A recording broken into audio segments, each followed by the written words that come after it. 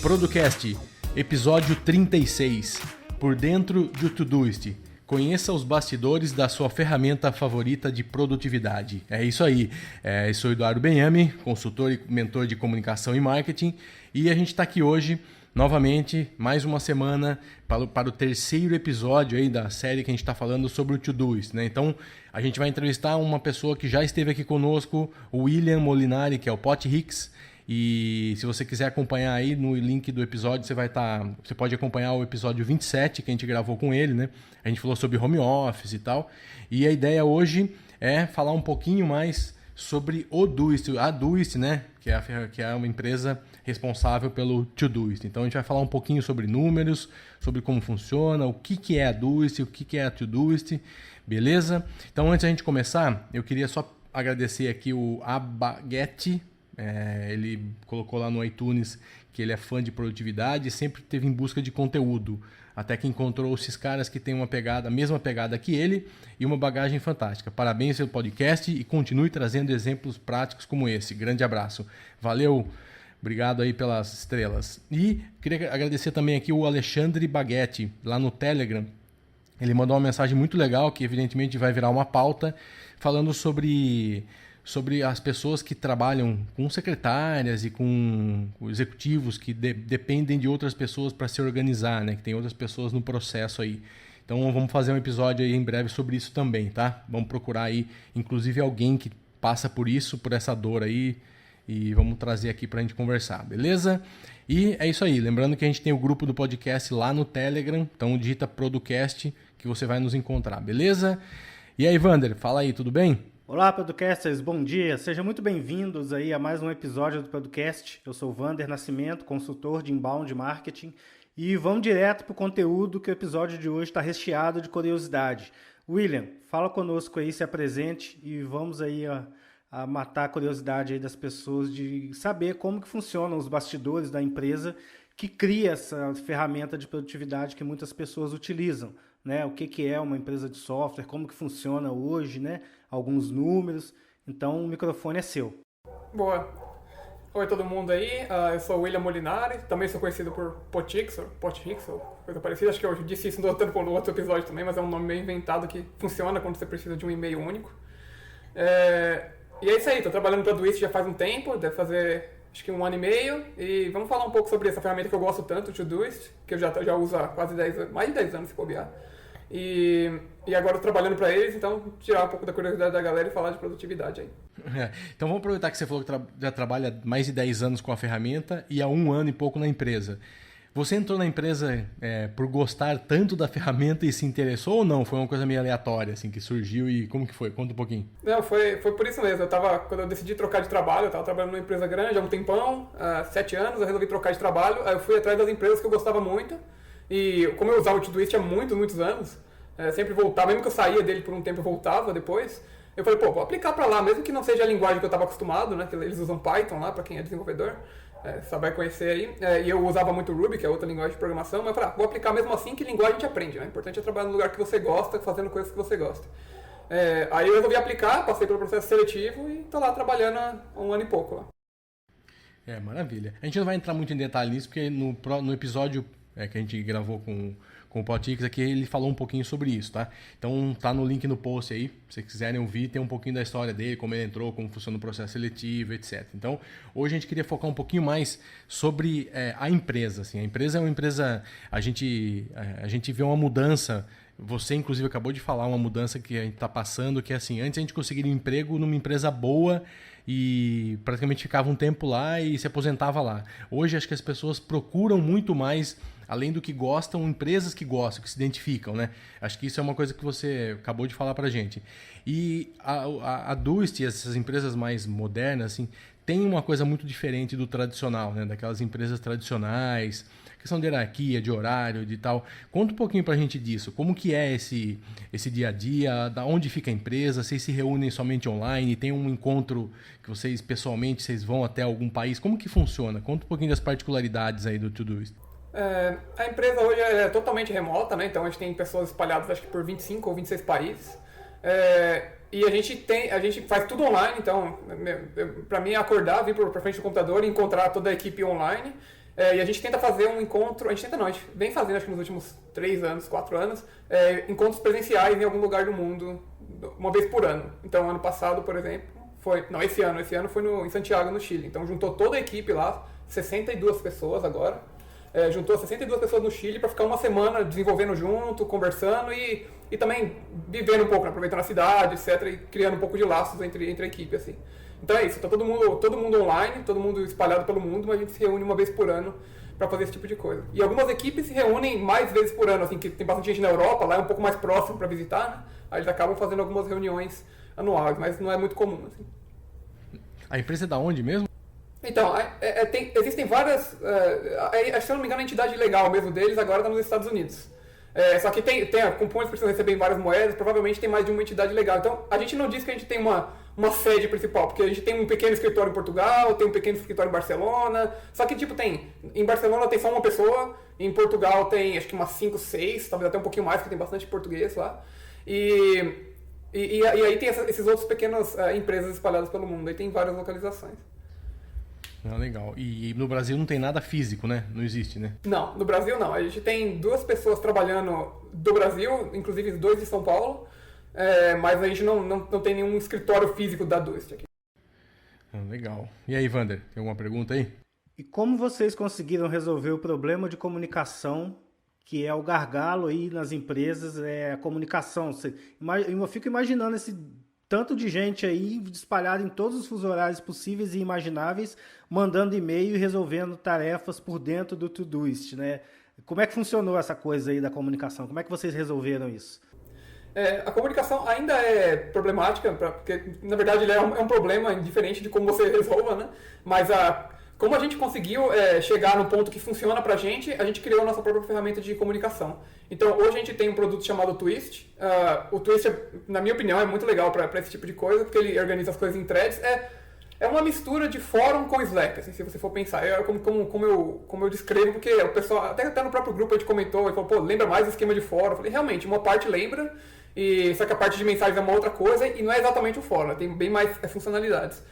Mas com o Twist a gente conseguiu separar em threads e todo mundo discutir o mesmo assunto em fusos horários diferentes, etc. Porque se você tem um fuso horário muito diferente, por exemplo, no meu time tinha alguém de Taiwan, a gente tem, sei lá, 10, 11 horas de diferença, é difícil a gente conseguir conversar em um chat só, um canal do Slack, porque vira uma zona lá e não tem como conversar. Mas com o Twitch você consegue separar em threads e a gente acaba apesar de demorar um pouco mais para decidir as coisas, a gente consegue pensar um pouco mais e escrever mais a fundo sobre o tema, sabe? Então a gente tem usado o Twist para se organizar.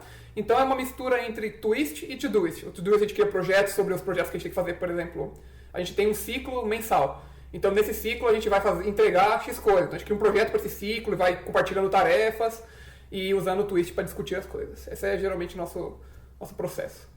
Eu tive o prazer de usar o Twist, né? A gente implementou aí dentro do Producast o Twist como ferramenta oficial de comunicação dentro da empresa.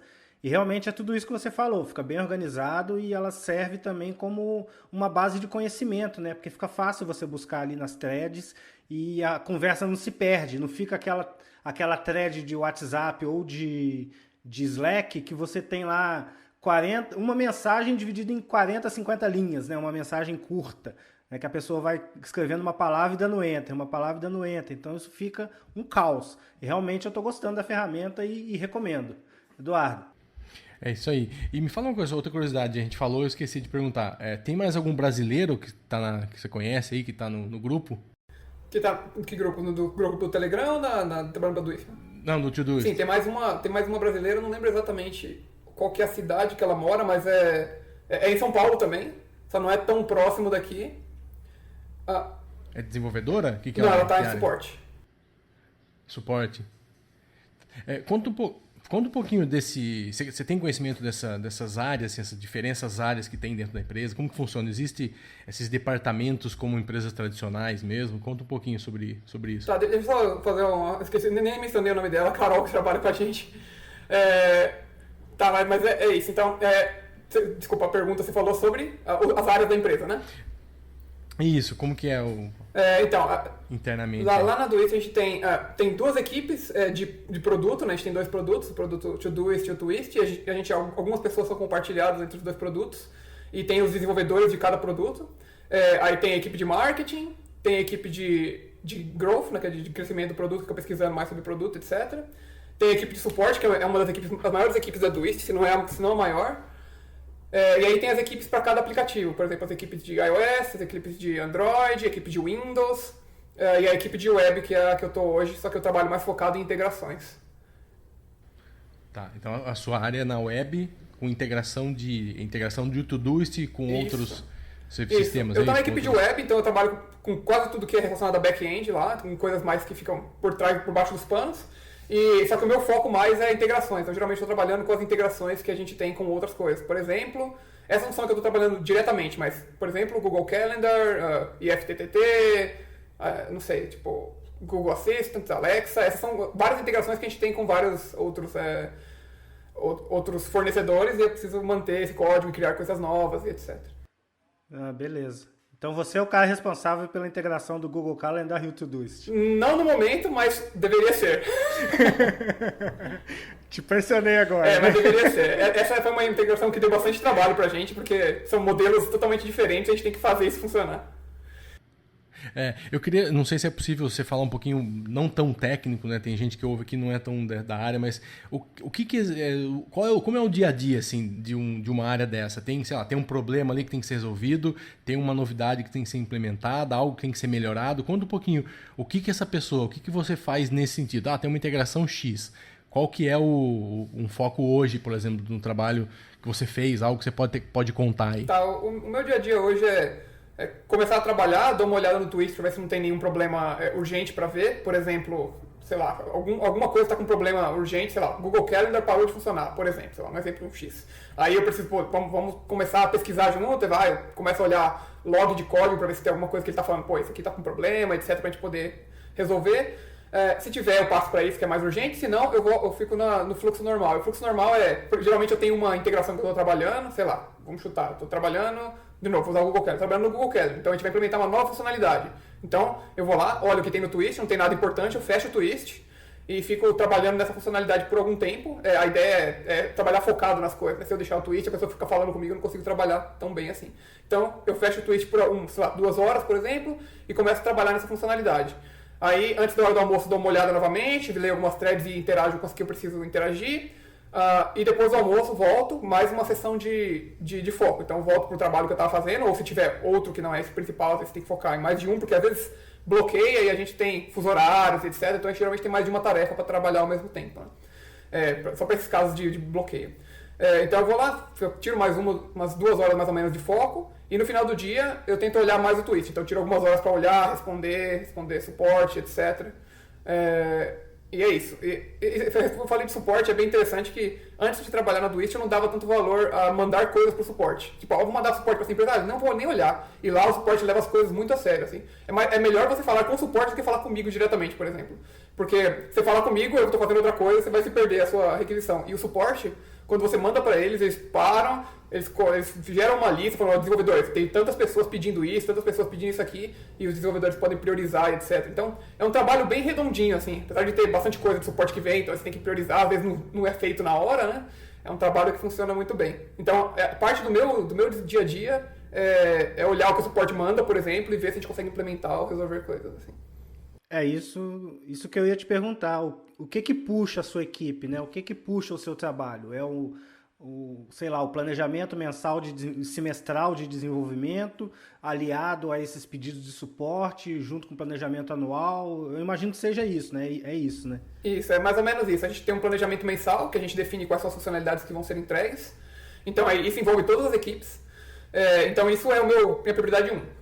A não ser que tenha um problema muito crítico.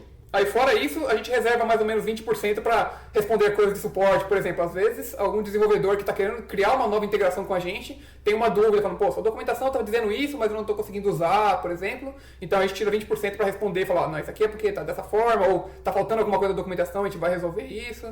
Então, é 20% para isso e os outros 80% para interagir com a equipe e focar no trabalho principal do mês. Perfeito. Eu tenho uma dúvida. Nas empresas mais tradicionais, você tem as hierarquias, né? Então, você está lá, você é subordinado a alguém é subordinado a alguém e vai indo. E, por exemplo, se você tem um projeto novo, algo novo que você está querendo implementar, isso passa por uma escala aí de apresentar o projeto e tal. Como que funciona lá? Se você, por exemplo, perceber que sei lá, você viu lá que existe uma possibilidade interessante de você fazer alguma coisa para melhorar o software. Como que funciona esse processo? Como que está por trás disso? Como que isso é implementado? Isso alguém tem que aprovar? Como que funciona isso? Lá é bem aberto quanto a isso. Se eu achar um projeto e eu conseguir entregar sem... O problema mais é a priorização, né? Mas se eu conseguir fazer um projeto qualquer que eu tenho em mente e conseguir entregar junto com o que está priorizado, é tranquilo, assim, e você apresenta, se o pessoal gostar, vira um projeto maior. Só que como a gente tem um planejamento, né, planejamento mensal, geralmente não tem tanto tempo para você focar em outras coisas. Eles não são contra, só que como a gente geralmente planeja como um time, né? Então a gente tende a focar mais no planejamento central. Mas é bem descentralizado essa parte de hierarquia. A gente tem uma certa hierarquia, por exemplo, tem os CEOs da vida lá em cima, e aí embaixo tem um head, a gente fala que é o head da equipe, que é o cara que ajuda a priorizar as coisas, volta pro projeto, leva o que a equipe está dizendo, só para facilitar um pouco a conversa com a diretoria ali, né? Quando a gente fala de diretoria, você acha que é um negócio gigante, né? Mas é realmente uma hierarquia de 2, 3 passos, assim. E o head, ele é parte da equipe, portanto, é um desenvolvedor, só que ele tem um foco mais para fazer one-on-ones com o CEO, essas coisas, e tentar transmitir um pouco mais essa ideia. O head mesmo, é um programador que fala português. Mais ou menos. Na verdade, ele fala português de verdade, mas ele é russo. É russo? Fala a linguagem dos homens, né, digamos assim. Ele conversa com os humanos. Você é o cara da equipe que vai conversar com os humanos. Não, legal. E então, questão de horário também, horário é flexível, como funcionam os horários, assim, porque cada um tá num fuso aí, né? Como que é o horário de trabalho? Cada um tem o seu do seu país, como que é mais ou menos isso? Não existe horário de trabalho pra gente. A gente tem uma carga horária que a gente tem que fazer. Eles falam assim, a gente assume que você vai trabalhar 8 horas por dia, por favor, trabalhe. É isso.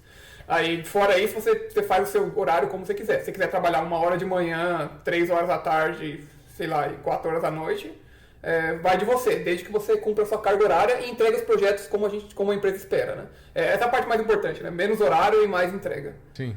E como que eles sabem o horário? Tem algum software que eles te acompanhem, alguma coisa que eles sabem quando... Não existe. Eu falo isso que o pessoal acha até um pouco agressivo, mas a gente assume que o pessoal é adulto e vai seguir, os horários da empresa, assim. Porque Perfeito. A gente até comenta com brincadeira, assim, tipo, a gente contratou uma pessoa que a gente confia e a gente vai assumir que ele vai trabalhar como esperado, né? Então a gente não controla o horário, a gente controla a entrega.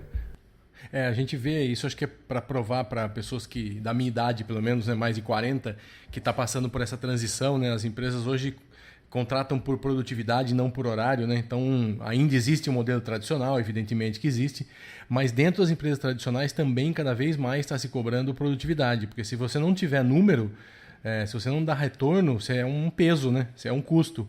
Então é isso que você falou, né? Se em 2 horas no dia você resolveu o que precisa resolver, sorte sua, né? Então sim. não existe isso. Isso é uma mentalidade aí, acho que demais. E a gente vem cada vez mais tentando implementar isso no dia a dia. Só uma adição. A Twist, inclusive, recomenda de você não fazer mais de 8 horas por dia. Isso é uma recomendação da empresa. Se você estiver fazendo mais, provavelmente eles vão te cobrar para fazer menos.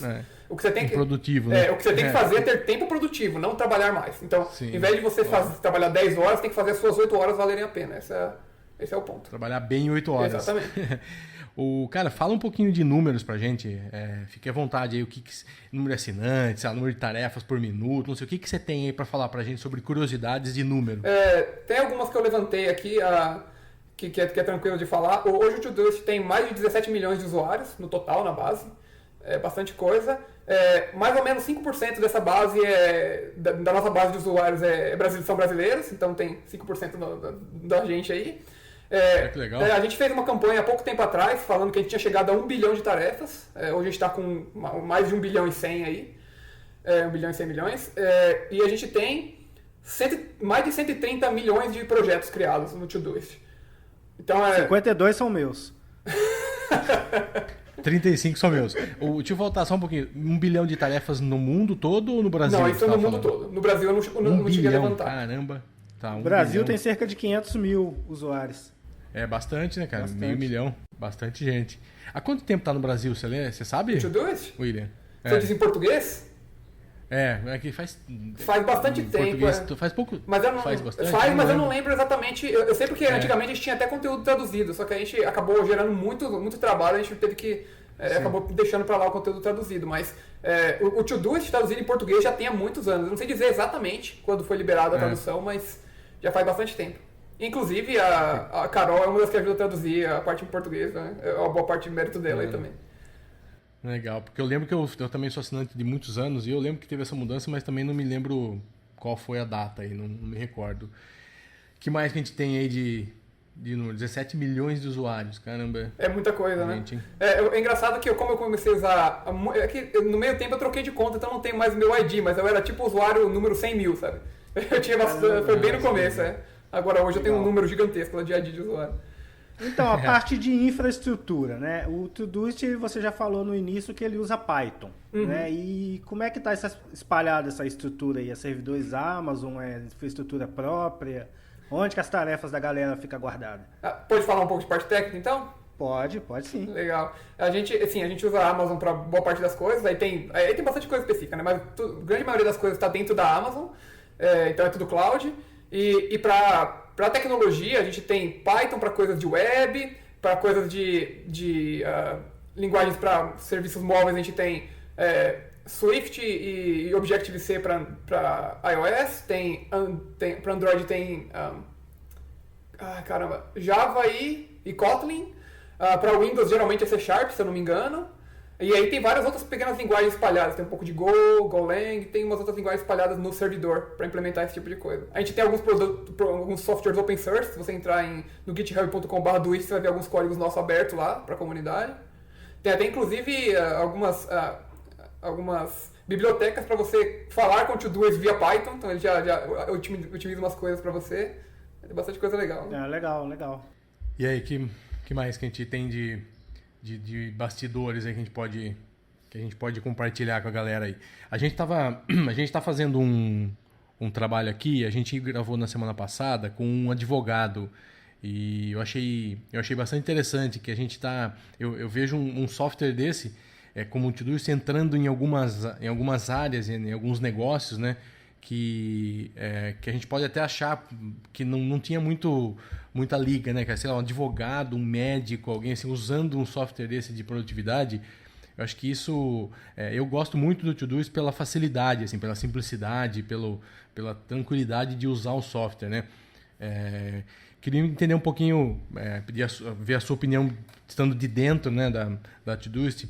Como que vocês trabalham com a questão de concorrência? Existe uma análise, uma avaliação do que está sendo feito no mercado?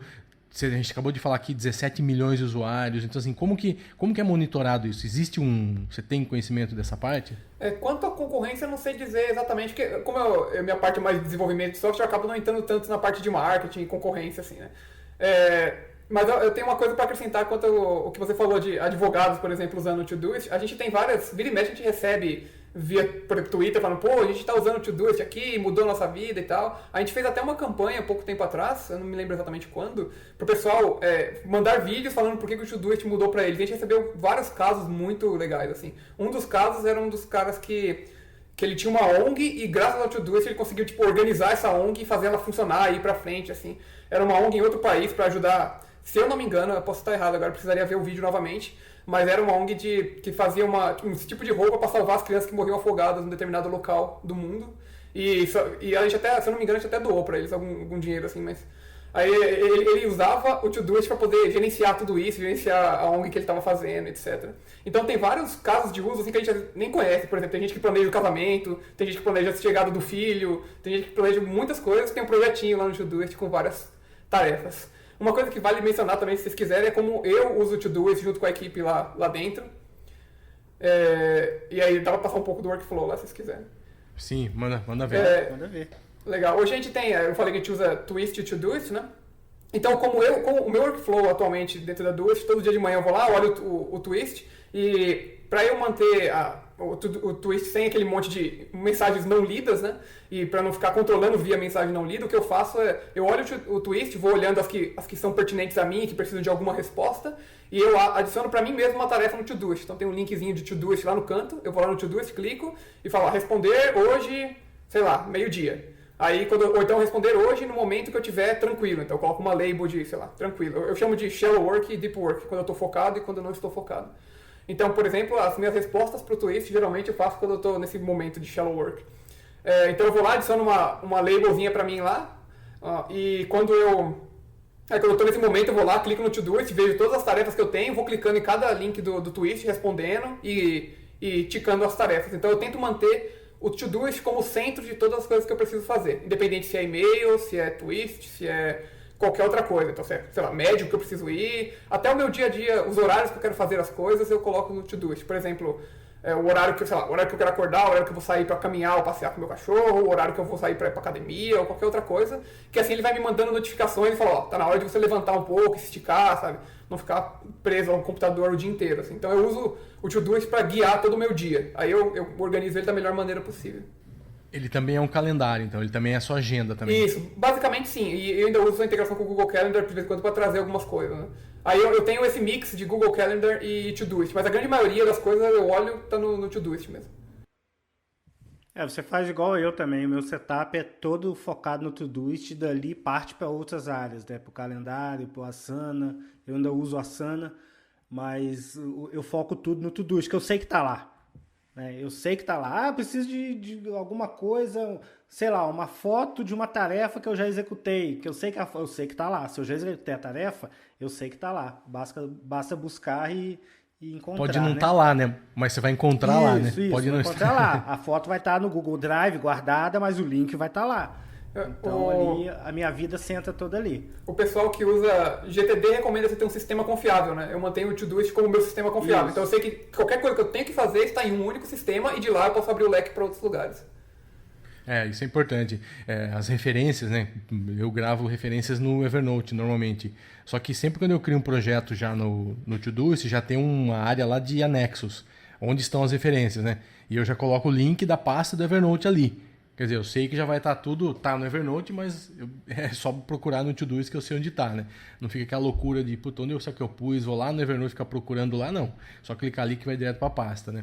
Acho que é um lugar que te dá essa tranquilidade e centraliza, né? Acho que é mais importante que tudo, você não ficar pulando de software em software também, para quando você falar em gestão, né? Em organização, ter um lugar só, né? Sim, tranquilidade é a palavra para mim também, porque quando eu quero focar, eu não quero estar pensando que eu tenho que comprar, sei lá, maçã na feira. Eu tenho que. Isso vai estar no meu Todoist lá, sei lá, com a etiqueta lá, feira. Aí quando eu for pra feira, eu olho o que eu tenho que comprar e eu compro. Então quando eu tô trabalhando focado, eu tô com uma coisa na cabeça ao invés de estar com várias. Então é aquele esquema. Eu sempre coloco tudo no inbox, coloco nos projetos quando eu preciso, para poder deixar tudo organizado. E quando eu precisar da informação, ela vai estar comigo lá. Posso usar às vezes aqueles reminder de localização, né? Quando eu uso, por exemplo, um que eu acho bem útil. Eu uso um reminder pro mercado. Toda vez que eu passo em frente ao mercado, o meu celular apita e fala, você precisa comprar X coisas no mercado. Eu clico e tem uma lista lá. E eu e minha esposa, a gente tem uma integração no Telegram, que se você colocar /FTTT comprar, ele vai direto para esse projeto. Então ela pode mandar no Telegram e eu já vejo quando eu precisar lá. Isso é legal. Já fica... incentiva o consumo. Na verdade, eu acho que incentiva a não perder tanto tempo, porque às vezes eu vou lá, eu volto, ela falou, você comprou X coisa? Eu não comprei, aí vou ter que voltar lá em algum momento do tempo, então... Não, é verdade, isso ajuda muito. Eu comecei, na verdade, a me interessar por produtividade justamente por isso. Cara, eu era muito zoado de achar coisas, assim. Não era nem de não cumprir tarefa, não cumprir projeto, não, mas eu perdia muito tempo procurando coisas. Então, isso que você falou de sistema confiável... Eu, por muitos anos, sabe, falei, cara, eu tinha certeza que eu tinha salvo aquilo lá e eu não sabia onde. Eu tinha certeza que eu tinha escrito alguma coisa e não sabia onde. Esse foi o pior problema para mim com a questão de não ser tão produtivo, né? Que eu comecei a me interessar um pouco mais lá atrás. E isso realmente, todo mundo que está ouvindo aí. Então, assim, o Todoist é muito bom para isso. Você consegue ali, todos os projetos que você tem, você ter o link para suas áreas, repositórios, tal. Escolha um lugar para você salvar. Pode até ser no Todoist, inclusive. Mas assim, ali você vai ter tudo certinho. A gente está conversando aqui com um desenvolvedor que acompanha, que está lá dentro. A gente sabe que tudo que a gente manda está sendo ouvido, está sendo analisado, está tendo um trabalho aí de longevidade, né, para o software estar sempre atualizado. E acho que para finalizar, queria só saber um pouquinho sobre segurança. Tem gente que fala sobre segurança, sobre meus dados, minhas informações. Fala um pouquinho, pessoal, para os desconfiados aí, Pote, como que funciona o negócio. Isso é até bem interessante, porque eu trabalhei em várias empresas já, e muitas dessas empresas eles não ligavam muito para... Não é que não ligavam muito, era seguro, só que dentro da empresa o acesso era bem mais claro do que na Doist, por exemplo. Hoje eu tenho esses números, a gente tem uma página específica com os números, com vários números, né? Esses são os mais fáceis de mostrar. Só que, por exemplo, mesmo que vocês aí usem o Todoist, eu não consigo ver o conteúdo das suas tarefas, por exemplo. Mesmo como desenvolvedor dentro da empresa, a gente é muito preocupado com os dados do pessoal. Então, eu como desenvolvedor não consigo ver o conteúdo das suas tarefas, porque só uma pessoa tem acesso, uma ou duas pessoas, eu acho, tem acesso ao servidor de produção, e a gente faz a gente replica os dados de uma forma que a gente meio que tira todos os conteúdos, deixa um conteúdo aleatório, assim, só para você precisar fazer algum debug de achar problemas. Você tem a tarefa, mas não tem o conteúdo. Então eu não consigo ver, por exemplo, o que você tem de tarefa lá. A gente tem todo um controle para evitar vazar informação e etc. Então a gente faz o máximo possível para garantir a privacidade de todo mundo. É isso aí. Tá na Amazon, quer dizer, garantia que vai estar tranquilo, dificilmente vai dar problema, ou quase impossível dar problema, né? A gente tem que fazer a gerência desse servidor, mas a gente faz a gerência da melhor maneira possível, assim, e bastante focado em segurança e outras coisas. É isso aí. Mais alguma novidade aí, Wander? Não, para mim já tive uma aula aqui de Todoist, já vi que eu estou usando da maneira correta, e vários números aí para nos certificar de que o Todoist a ferramenta não é perfeita, né? Mas no momento é a que melhor se adequa ao meu workflow na questão de ser a minha ferramenta de confiança, né? O meu sistema confiável. E com esse episódio aí a gente vai finalizando nosso terceiro episódio da série sobre o Todoist. Vai ter novidade aí no mês de dezembro, a gente está preparando uma novidade para vocês. Ao longo dos próximos 3 episódios nós vamos passar para vocês o que nós estamos preparando. E nós esperamos a adesão de vocês aí nesse projeto novo que a gente está lançando, que vai também ajudar todo mundo a ser mais produtivo aí no ano de 2019. Pote. É isso aí. Queria agradecer a todo mundo aí pelo tempo e agradecer também ao William e deixar aí as últimas palavras que você quiser passar, seu site, seu e-mail, seu Facebook, seu LinkedIn, o que você quiser aí. Legal.